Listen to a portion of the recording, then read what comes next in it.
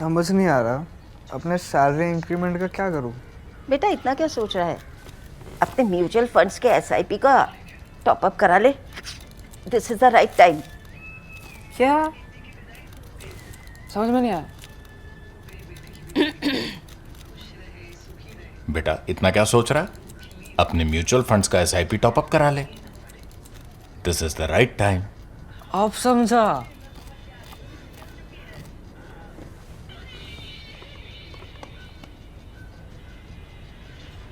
Mutual fund investments are subject to market risks.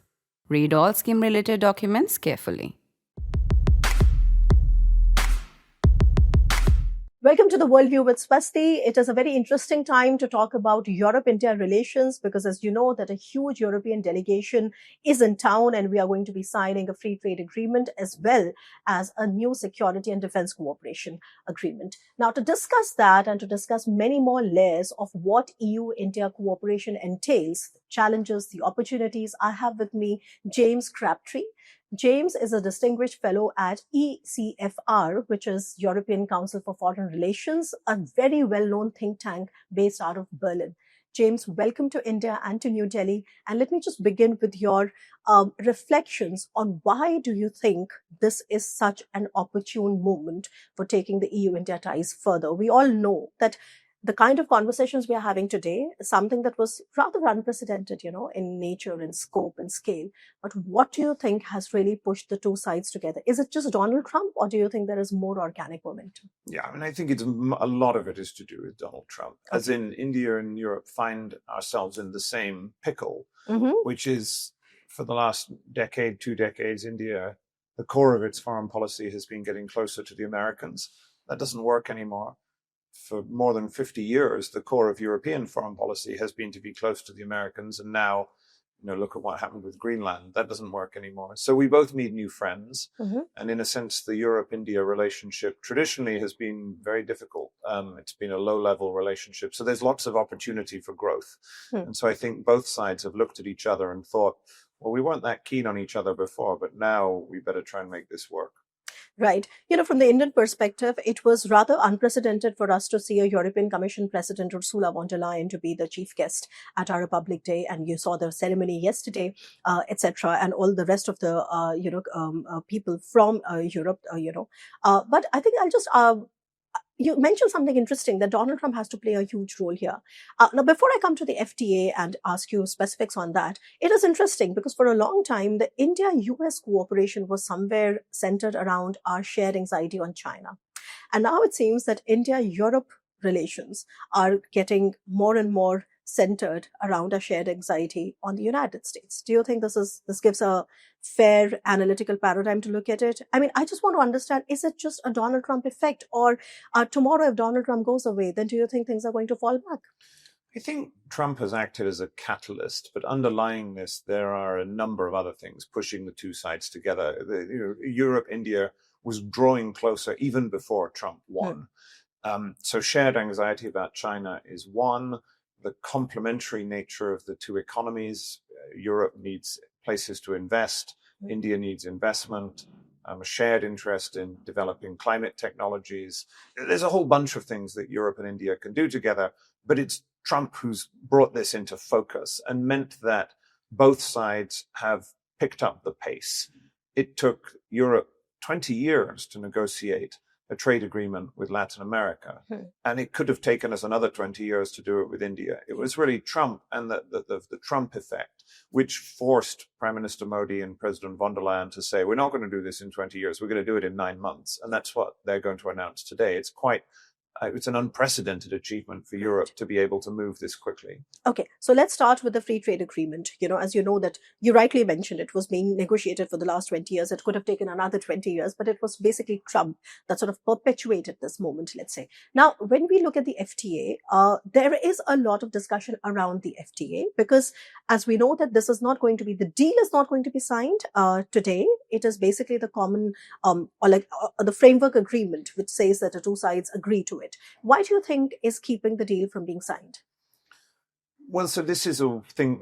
This also happened in the United Kingdom India agreement, where they come to what is called a political agreement, an agreement to conclude the trade deal. Right. But there's still a few things to be ironed out. And so basically it gives you a little bit more time to, just iron out the creases. I don't think that there is a high likelihood that it will fall apart. I think that basically they've done what they can do now. Yeah. And they have then legal checks, and they have to go through various processes, and they have to maybe do a little bit more negotiating. But the deal is sort of all but done. And then they have to just dot the I's and cross the T's. So it happened in the UK. It worked all right. It took them another 3 or 4 months just to kind of go through all this final processes. And I think that's what will happen with this one. So I think both sides are reasonably happy with where they've got to. Right. No, you're right, because as far as I know, I think we are agreeing to be for that political agreement, perhaps another 6 months to iron out all the legal issues, and then it comes into effect from next year, 2027 sometime. So fine. Now very quickly, let's also talk about tariffs a little bit, because if on the one hand, you have a dependency also with the United States, right? The United States, the EU-US trade deal it was in the process of being ratified, and then it was withheld, right? It was stalled after his remarks on Greenland. Now, I just wanted your thoughts on the tariff issue a little bit. On the one hand, if we are trying to have strategic autonomy, and if that strategic autonomy is landing us tariffs, then how far can we really have this balance? You just made this point recently at the session that you were, conducting. But I want your thoughts on this. How would you expect this to be best understood, this balancing act? I think India is also under the fire, and so is Europe. But how do we best understand this entire weaponization that has come by way of tariffs? I take the point that you're making, that if you have a free trade deal, then it's always possible that you can reverse that free trade deal. But to be fair, that's not how Europe behaves. Okay. Europe has never done that. In a sense, Europe believes in free trade.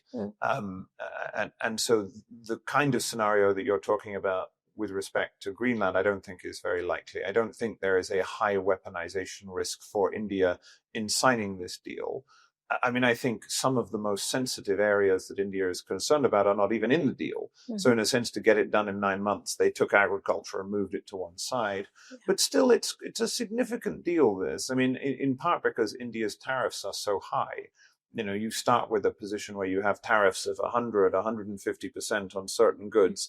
And so it's not a perfect deal. The trade purists in the European Commission would like lower tariff barriers, but it's quite a big change, and it will make a big difference to the ability of European companies now to invest in India, the car companies, the pharmaceutical companies.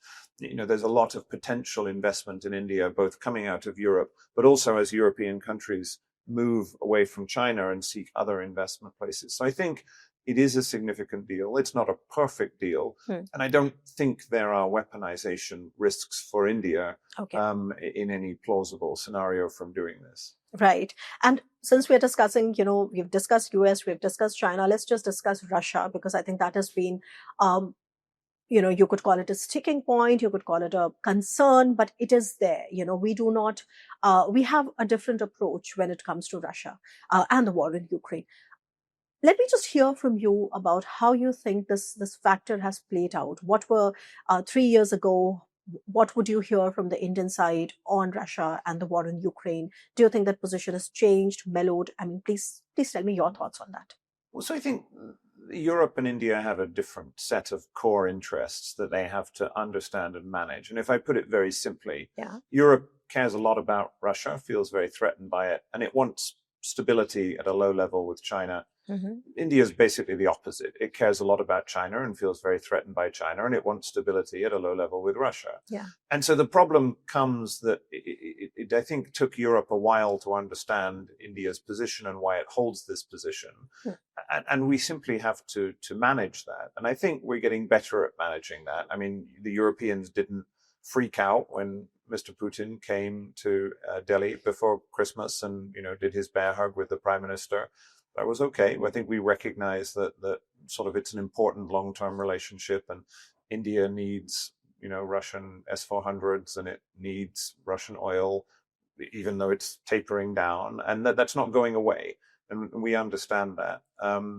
So I think it is manageable. I also think, though, if you think about Ukraine as the sticking point, there's another way of thinking about this, that the Europe of today, and I think it's important that your viewers understand this, is very different to the Europe of 5 years ago. This is a Europe that is fighting a proxy war in Ukraine, that is about to spend, many, many billions of dollars going through a rearmament process, that is sort of battle hardened and more strategically acute than it used to be. And that makes Europe a more attractive partner for India, because we have more to offer in the defense and security realm than we did before. And so this issue of Ukraine, on the one hand, it is a challenge that needs to be managed, but it has also transformed Europe into a different kind of geopolitical actor, and one that is a better partner for India in the long term. Right. I'm glad you mentioned Ukraine and how sort of it is, of course, making Ukraine battle hardened on the one hand, but also sort of, triggering this European security and military transformation that nobody could have actually imagined before the war started. Now, there's one point I want your reflections on and, your opinion. When you mentioned a very interesting sort of, comparison between how what is China and Russia for Europe versus what is China and Russia for India? And that was a very interesting point you made. One of the fallouts of the war in Ukraine, from Indian perspective, is actually little got to do with whether it's 20% of Ukrainian land that Russia holds or 19%. It's basically more got to do with this worry of Russia getting entrenched with China, and that has implications for India.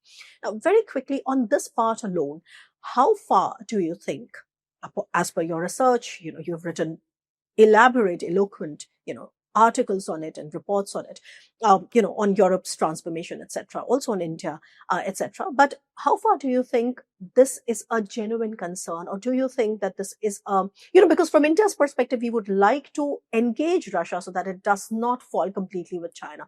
Do you think that ship has sailed, or do you think that the war in Ukraine, the longer it stretches, it becomes a more irreversible pattern? I mean, I want to understand that better. So I think this is a shared anxiety in one sense, which is that the Russia-China axis is very damaging for Europe. It is clear that Russia's ability to fight the war in Ukraine is very heavily dependent on Chinese support. It wouldn't be able to fight it in the same way without it. So the drawing closer of China and Europe is a common, China and Russia is a common concern, albeit manifested in different ways. I mean, you're concerned about it because you worry that if you ever get into a problem with China, you need Russian weapons and you want Russia to balance China in the neighborhood and that kind of thing. And we're worried about it because China is supporting Russia's war effort. So I think there is a sort of shared agenda for both India and Europe of understanding the nature of this partnership and how it is changing. I mean, I think there are people in Delhi who are optimistic that they might be able to prize Russia away from China. I see no evidence of that happening, as in, at the moment, every sign is Russia and China are getting closer together, not further apart. But it's theoretically possible. I mean, I think it is absolutely correct to say that this partnership between Russia and China is a very awkward one. It's not a partnership of equals. It's also one that, Russia is not very comfortable with in some respects. So I think it could break apart at some point in the future. I just don't see any sign of it happening now. Right. What do you think, India and Europe can do to sort of drive this dehyphenation between Russia and China, if at all? Because you said it's theoretically possible, right? So at some point of time, we might have this conversation. I think it's difficult. I don't see an obvious way of doing this, as in it sort of seems to me that at the moment Russia is weak and therefore it needs China. And I'm not suggesting that Russia is becoming a vassal state of China, as some do, but I think at the moment the future trajectory is for closer ties between Russia and China. And really what Europe and India need to do is recognize that fact, that actually it isn't going to be very easy. You can't do what the Americans call a reverse Kissinger, where you're nice to the Russians and hope that isolate. I don't think that's very likely to happen. I think it's not realistic. And therefore my advice would be, I suppose, to my Indian friends is that by all means, keep up your relationship with China, with Russia, rather. I mean, we recognize it's important to do that for energy, for weapons, for some other things. Legacy platforms. Legacy platforms. But don't expect that by doing this, you're going to, in a sense, help Russia become more independent from China. Because at the moment, there doesn't seem to be any sign of that happening. Okay. And before I move on to, India-Europe bilateral ties, because there's much I would like you to uncover, just my last question on the question of American agency and basically Trump's agency here. Donald Trump is the most powerful man in the world. How much do you agree that Donald Trump would be able to keep Europeans out in order to get to a deal on Ukraine with Russia? I mean, his administration has signaled it again. Look, I don't want to be naive about this. Yeah. The diplomacy around the Ukraine deal is being led by the United States and Russia, and Europe is struggling to find its place at the table. Okay. But I don't think it's possible for there to be a deal over Ukraine without the active participation of the Europeans and the Ukrainians. Because in the end, the Americans don't want to put they don't want to pay for this, and they don't want to put their troops in harm's way. And so the Europeans have some leverage. I mean, it's not great for Europe to see this very strategically important deal being carved up with only partial participation from Europe. Okay. That is bad. Europe would like that not to be the way that this is happening. We would like it to be the way that it was under President Biden, where Europe and America work together with Ukraine. But that's not what's happening now. But I don't think it's possible for a sustainable deal to be done, in a sense, over the heads of both the Europeans and the Ukrainians, because it'll just fall apart immediately. So there has to be some meaningful engagement. And I think that's what's happening at the moment. You saw, where were Steve Witkoff and Jared Kushner last week? They were in Davos with all of the Europeans, talking to the Ukrainians, talking to the Europeans, trying to get everyone on the same page. Right. So I think this idea that Europe is being totally cut out of the loop, it isn't quite what it seems. Yeah. No, we also saw in the last 1 year, at least 1 year of Donald Trump's presidency, it didn't work. I mean, he tried it. You're right. Now, quickly coming back to Europe, also help me understand a little bit, because while right now everybody is talking about the convergence, and we do understand there are multiple convergences, there is trade happening. There's also, a technology cooperation, which is the Trade and Technology Council, the TTC. What do you think is happening on that front? Because I don't hear much on the TTC development. Well, I think you should, and you will. Okay. So you have two T's, right? So the first T is the trade deal. Yeah. That's now going to be signed. That's very big news. Yeah. The question is, well, what can you do on the second T? Hmm. And really, until things went wrong between India and the United States, the genius of the strengthening relationship between the US and India it was all about the second T. Lots of energy behind technology partnerships, technology investment, private sector technology, defense technology. And so Europe needs to do the same. It needs to be relentlessly focused on technology. Now, Europe doesn't have the same big tech companies as the United States. It doesn't have AI superpowers, but it does have a lot of high technology. You have industrial technology that India needs. You have emerging technologies in areas like quantum and biotech. You have a strong science base, great universities. So it won't be a like-for-like replacement of the kind of partnership that you had with the United States. But, Europe has as much to offer as anyone. If you look at which countries in the world have advanced technology, then it's the Americans, the Japanese, the Koreans, the Israelis, and us. Yeah. And so, in a sense, it's not as if there's some other miraculous large country out there like America. I mean, you can go to China, but you don't want to do that because it's got huge strings attached. Yeah. So in a sense, we're what you've got, and we do have quite a lot to offer. So I think you're absolutely right to highlight this. There needs to be a real focus on finding areas of technology partnership and investment. And I think that will be a focus of the relaunched Trade and Technology Council. It's certainly critical to making this work. Yeah. And I hope it can be steered at the NSA level from our side, because I think that is what is going to lend it also, not just that sense of urgency, right? So let's hope it, it goes in that direction. Now, glad you mentioned that. Now, what is going to be announced today definitely is the political agreement on the FTA, but there's also an unprecedented agreement on defense cooperation. Kaya Khalas is also in town. She is going to be signing that with our Defense Minister, Shri Rajnath Singh. Now, from my perspective, this is also something rather unprecedented, because Europe, and especially European Union, it doesn't apply to member states, because with member states, especially with countries like France, we've had very deep defense relationship. But at the Europe-wide level, we don't really look at Europe as a strategic player. Now, do you think this particular signing is going to change that perspective in India? And how far do you think this perspective is going to also change back home for you, that you signed a security and defense, cooperation agreement with a country like India? I mean, I think it's big. Okay. As I say, this goes back to my point about the Europe of today is not the Europe of 5 years ago. So the Europe that you're dealing with is a Europe that is funding weapons purchases for Ukraine, that is trying to deal with how do you win or at least get an honorable peace in a war. And I think India has recognized that. So you're right. Still, most of the energy in the defense world is at the level of nation states. So, Rafales from France, submarines with Germany. These big deals with, there's no European defense companies. Yeah. They're all national. But Europe has things that it can offer. I mean, if you want to do cooperation in the Indian Ocean, for instance, and maritime security, then there is a European framework for doing that. Yeah. In some areas like space or cyber, emerging areas of defense and security, then Europe has a lot to offer.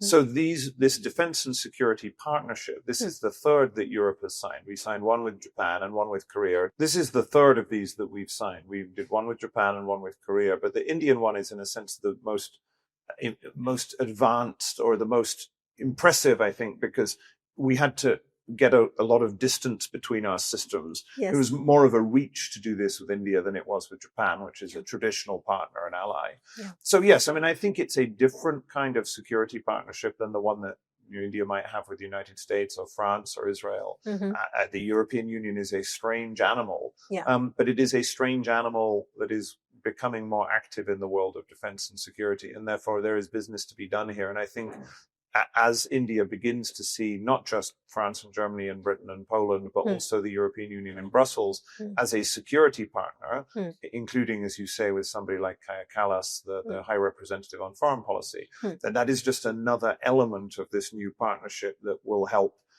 move the India-Europe debate forward. No, you're right, because if you look at the defense cooperation and the verticals, it basically says, cyber, it talks about AI, it talks about, hybrid threats, etc. And I think that's pretty much a strength, I mean, the maritime domain, we have already had frameworks of cooperation. I've always said that Europeans have niche, know-how and technology on protection of critical infrastructure, for example, which is extremely important for India. So looking at it from that perspective, which is non-militaristic, I think the scope is immense. Now, if you were to take it to the military domain, of course, it would have severe limitations because European Union has a very different animal, as you said. But I think personally, this is a major step forward because it recognizes and substantiates the fact that there is a certain kind of, cooperation that we can really work towards. And that's what it entails. Now, very quickly, James, from India's perspective, while we see this kind of an uptick and this momentum, but we are also aware that not all European countries perhaps would have the same approach towards India. How far do you think this is correct? Because you are 27 member states, right? And then it's not just, larger, I'm not even talking about larger Europe, I'm just talking about the EU per se with 27 member states. How far do you think that difference of opinion plays into any delays or any, sort of disagreements? And how do we sort of tackle that? Well, so the big problem that we normally have, we don't have, which is agriculture. So because they don't have agriculture in the trade agreement, then that's a big plus. Okay. Because normally you run into some group of farmers somewhere that is threatened by something, French farmers, Italian farmers, whatever it might be. So that isn't a problem. I mean, at the moment, there isn't a big sign that there are significant internal divisions. I mean, it is definitely true that one of the big challenges of dealing with Europe is that there are 29 of us. And therefore it's difficult to get consensus, and that can be a problem.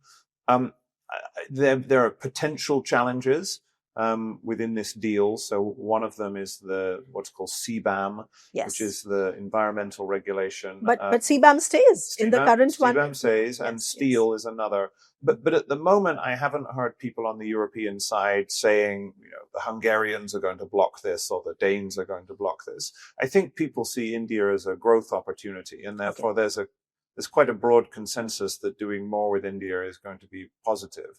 And I also think that one of the main things that India used to be annoyed about with Europe, which is that we were preachy and we'd lecture on human rights Yeah. or on what happened in Kashmir or whatever it might be.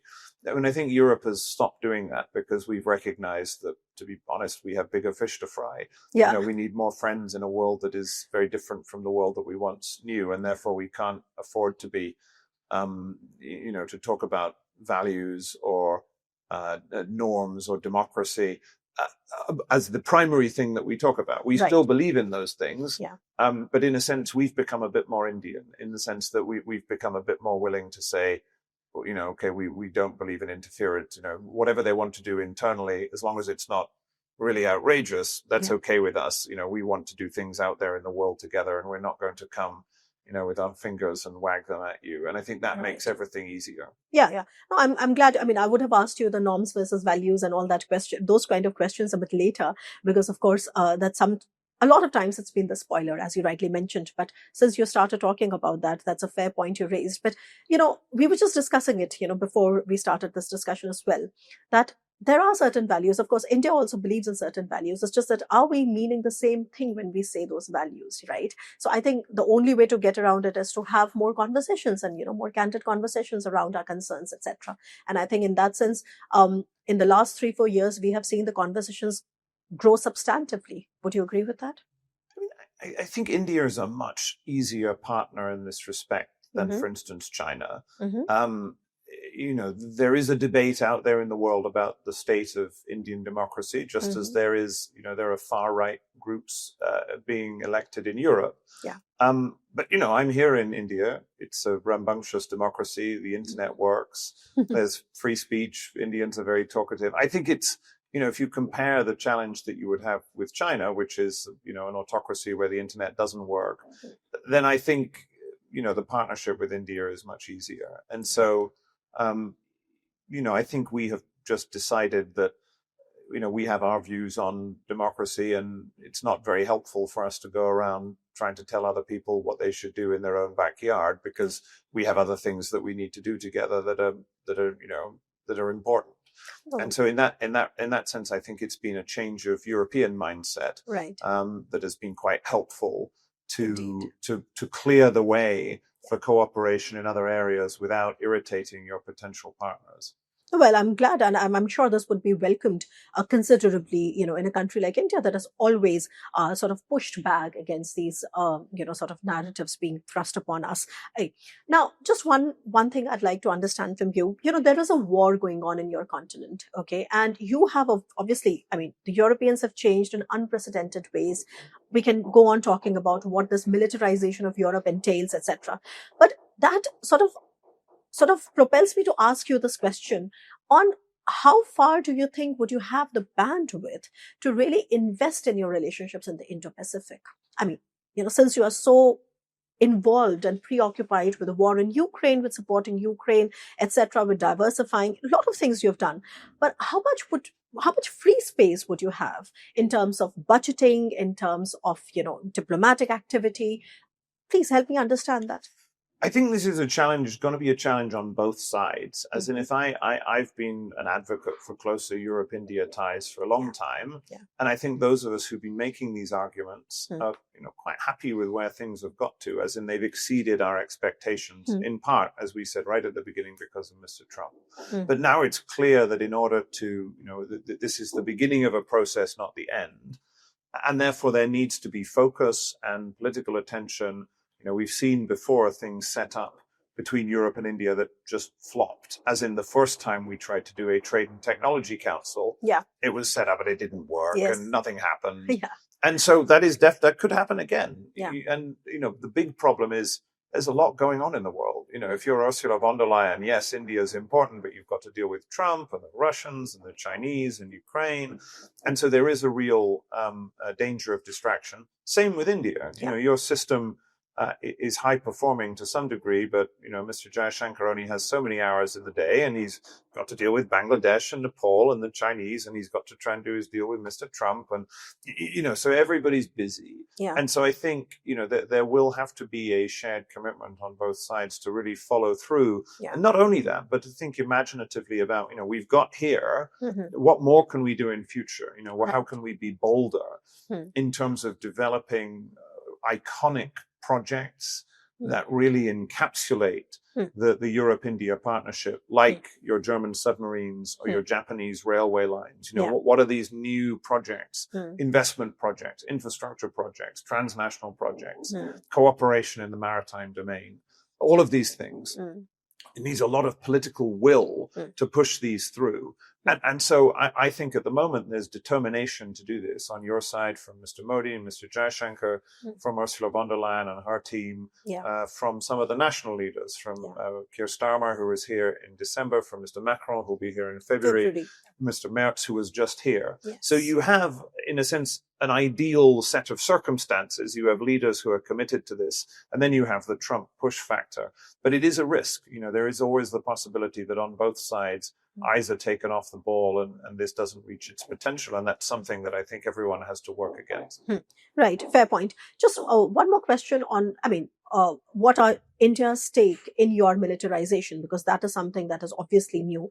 Now, as you may be aware, there is an instrument called SAFE that the European Commission has come out with, which sort of mobilizes about $1.5 billion for procurement. And obviously, there are some priority areas. When I speak to the Europeans, they obviously tell me that they are going to be prioritizing made in Europe. They are going to be prioritizing, their own, and Ukraine, of course. But then beyond that, there is also scope for other countries to become a part of it. And this becomes interesting because from the Indo-Pacific perspective, from my perspective, I do see that South Korea is playing a huge role. And you've signed a defense partnership.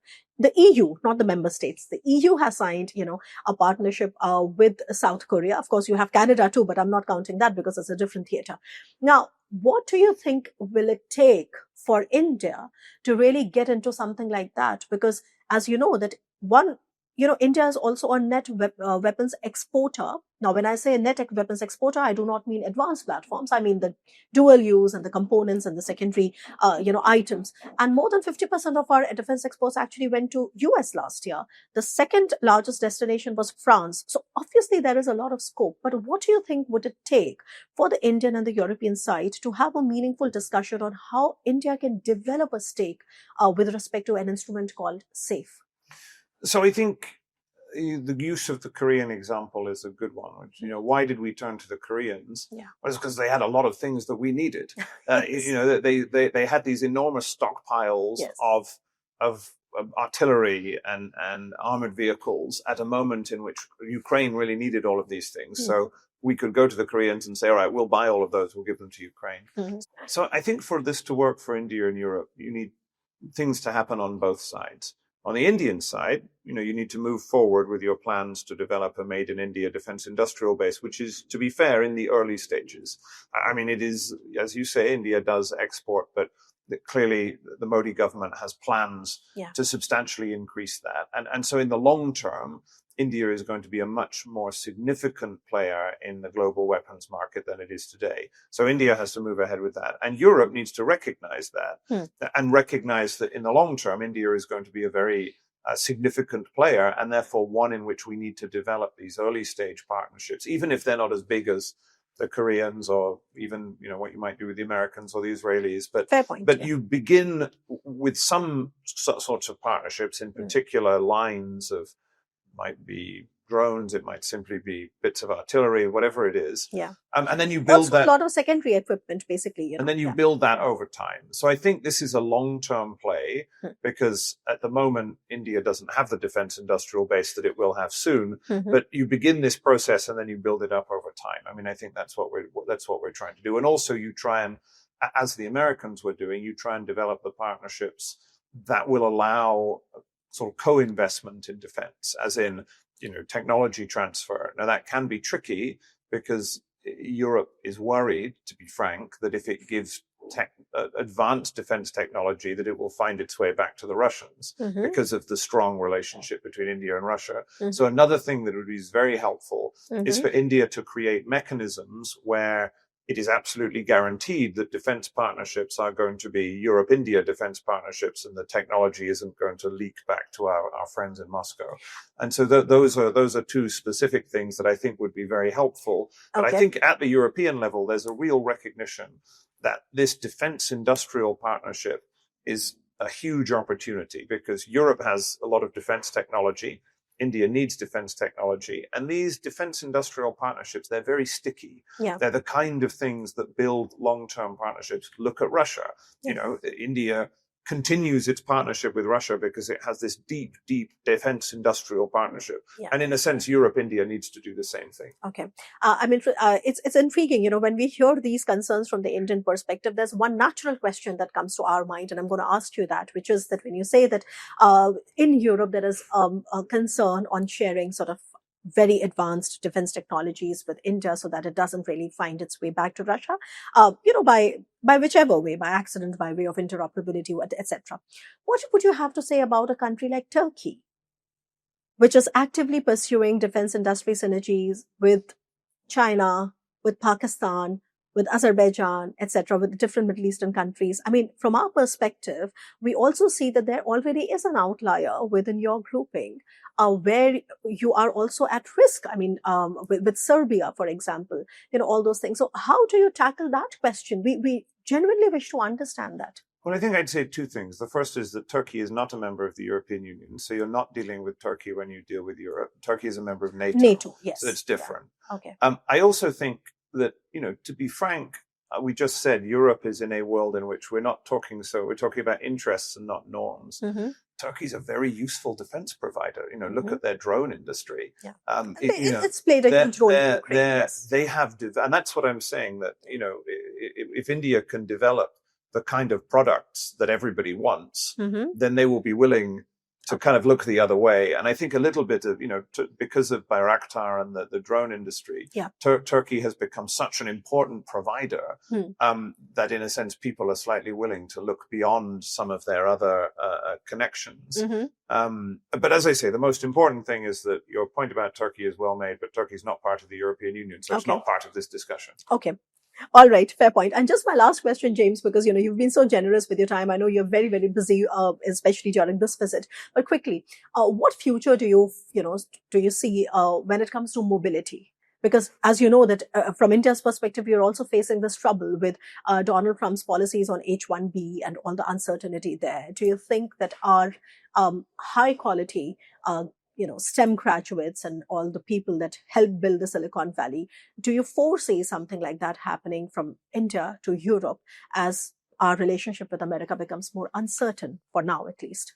So I hope so. Okay. There's clearly a competitive opportunity here. What are the challenges? How can we address if there are challenges? As India, as the United States becomes less welcoming to international talent, whether it's tech talent, academic talent, students, it's obviously an opportunity for Europe to welcome some of that talent. However, we have a very poisonous debate in Europe about migration that has to be very carefully managed. And it has been very clear in Europe that if there is a perception of high levels of migration, that causes a political problem. Yeah. So in a sense, what Europe needs to do is to find a way of managing the total level of migration and increasing the quality of the migration, or not necessarily simply only having high-skilled graduates, but being targeted. Yeah. And I think, you know, it's clear that in the UK-India agreement, in the European agreement, there is a kind of people-to-people element to this that is new, and we recognize that that's important to India. But it's also a strategic opportunity for Europe to take more of that technology talent, the science talent that India has to offer, and the youth talent. We have a great higher education sector, particularly in the United Kingdom, but also in Europe, that should be more open to Indian talent, and also where our educational institutions are more welcomed here in India. And I think all of that is possible, but you have to do it within the confines of a domestic debate about migration, which is just very difficult. You look at the polling levels of some of the far-right parties, Absolutely. you know, Reform, the Front National, AfD in Germany, Yes. and you realize that, you know, you have to manage this quite carefully. Right. Otherwise, it will explode in your face. So I think it's an opportunity that can be taken. People recognize it, just needs to be handled carefully. Yeah. Inwardism, if we can call it that, I think it's pretty much a defining feature of a lot of, you know, politics, and especially among the G7. We keep hearing how they're turning more inward. And of course, you alluded to that by way of how far right might have a backlash against it. Fair point. But I think that this has been a very you know, fruitful discussion to have. And I think you would agree that India and European Union relationship is a prime example of what what Mr. Donald Trump can do, and B, I think when you sort of develop a political will to maximize convergences and minimize divergences and respect each other's point of view. And that was a distinguished fellow, James Crabtree, from the European Council for Foreign Relations, for the Worldview with Swasti. And you stay tuned for another episode. Thank you, James. Thank you for having me.